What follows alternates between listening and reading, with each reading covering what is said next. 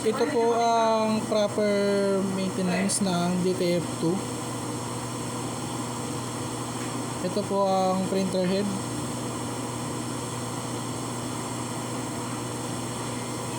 At ito naman ang capping.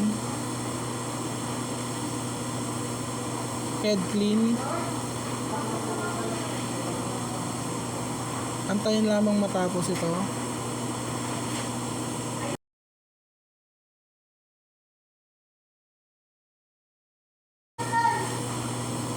At punasan ng wiper pagkatapos ng head clean.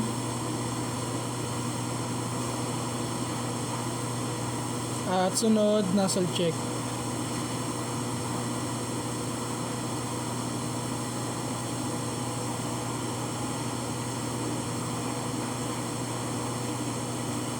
Ayan po yung result.